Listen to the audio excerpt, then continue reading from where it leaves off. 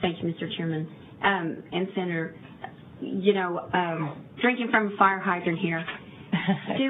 Are we saying with this conversation here, which I'm kind of coming in here, that there is opposition because we do not have the scientific facts to teach creation, that God did create world and man? I mean, are we trying to eliminate that, or are we just saying we want to include evolution, or where are we there?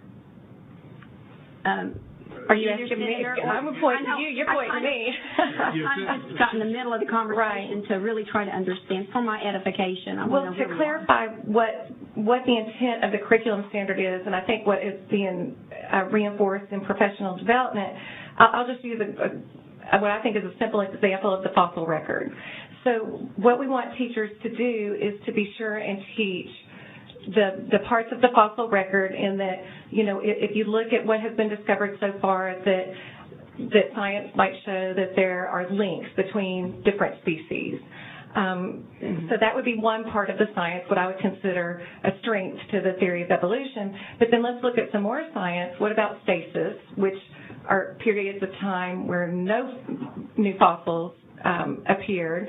Or let's talk about transitional fossils and how some of those are missing from the fossil record, and how less than 1% of all fossils have been discovered. So it's still all science that they're discussing. But the last thing I want in a science classroom is for a teacher to feel like that if a student raises their hand and says, I have a question because I've been reading up on some parts of the fossil record, and I kind of like to talk about, why was there such a long period of time with no new fossils? The last thing I want is for a teacher to think, okay, am I allowed to talk about that or not, and to squelch that student, and to not allow them to discuss the science there, because, part of science is to never accept any idea as the only possible answer. That's not that's not the scientific process. We want our students asking questions about anything that's being taught, the parts of the cell.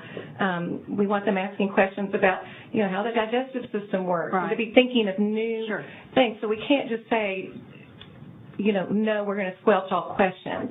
That's the last thing that I would want a teacher to feel like in her classroom. But we want science to be taught. Right. But we don't want to eliminate those things that you still do have to go on faith that are out there. I mean, we science is, there are some things that I, would venture to say we're not going to know until we, go on to eternity. Obviously, I'm a Christian. I do believe in God as the creator of life. So I'm trying to make, I'm just trying to see, and I don't know if it's your purview or I need to, check with the TEA, where that falls in line to make sure we're not just teaching that evolution is our only, because we can measure. To me, obviously, if I was creating anything and had a good model like DNA, I'd use it and just tweak it a bit and have a monkey here, a fish here, or whatever. And so I'm not sure that you're even the right place for me to go and double check that.